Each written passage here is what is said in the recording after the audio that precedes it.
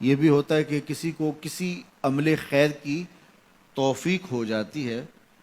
تو وہ اس پر اللہ کا شکر کرنے کی بجائے دوسرے لوگوں کو جو فی الحال اس توفیق سے محروم ہیں حقارت کی نظر سے دیکھنا شروع کر دیتا ہے۔ بعض اوقات کسی کو نماز پڑھنے کی توفیق مل گئی تو وہ بے نمازیوں کو حقارت کی نظر سے دیکھنا شروع کر دیتا ہے، تو یہ اس کے عمل کا عجب اس کے عمل کو برباد کر دیتا ہے۔ اگر اللہ نے آپ کو خیر کی توفیق عطا کی تو آپ ان لوگوں کو خیر کی طرف لانے کی کوشش میں لگ جائیں جو خیر کی راہ پہ نہیں ہیں۔ بے نمازیوں کو نماز کا عادی بنانے کے لیے آپ کی جد و جہد شروع ہو جانی چاہیے کہ یہ خیر مجھے نصیب ہوا تو اس کو بھی نصیب ہو جائے، نہ یہ کہ آپ کسی کو حقارت کی نظر سے دیکھیں اور خود پسندی کے مرض میں مبتلا ہو جائیں کہ دیکھو میں نمازی ہوں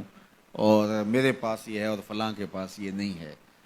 تو اس پر اللہ کا شکر ادا ضرور کیجئے کہ اللہ نے مجھے توفیق عطا کی، لیکن کسی کو حقیر جاننے کی بجائے اس کو خیر کی راہ پہ لانے کی کوشش کریں۔ تو یہ آپ کے صالح اعمال کی قبولیت کا ذریعہ بن جائے گا، نہیں تو اگر ریا شامل ہو گئی تو عمل برباد، اگر تکبر آ گیا تو اللہ کو تو پسند ہی نہیں ہے، اگر عجب پیدا ہو گیا تو عمل کا نتیجہ آپ کو نصیب بھی نہیں ہو سکے گا۔ اس لیے عمل خالص ہو، صرف رضائے الہی کے لیے ہو، وہ عمل مرد نے کیا ہے یا عورت نے کیا ہے اس سے غرض نہیں ہے، شرط ہے کہ ایمان کے ساتھ اس نے صالح اعمال کا ذخیرہ جمع کیا ہے تو اس کو اللہ تعالیٰ جل شانہ ستھری پاکیزہ مطمئن اور خوبصورت زندگی عطا کرتا۔ اب وہ خوبصورت زندگی حیات طیبہ کیا ہے تو سنیے، حضرت سعید بن جبیر رضی اللہ تعالیٰ عنہ فرماتے ہیں کہ حیات طیبہ سے مراد الرزق الحلال ہے۔ اللہ جل شانہ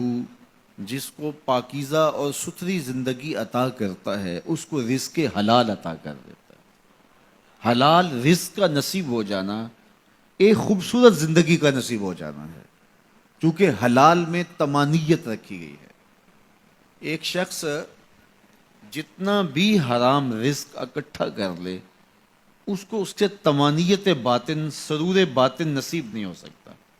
اس کے اندر اطمینان اور قرار نہیں آ سکتا، کیونکہ حرام میں یہ ہے ہی نہیں۔ تو حلال تھوڑا بھی مل جائے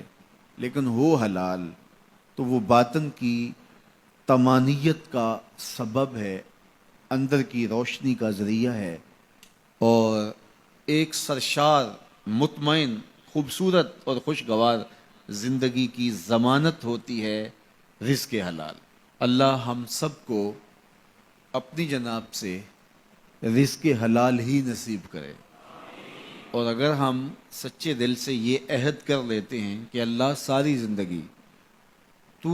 ہمیں رزق حلال ہی دینا اور ہم بھی ساری زندگی حرام کے ایک لقمے سے بھی اپنے آپ کو محفوظ کریں گے، اللہ آپ کے لیے حلال کے راستے کشادہ کر دے گا۔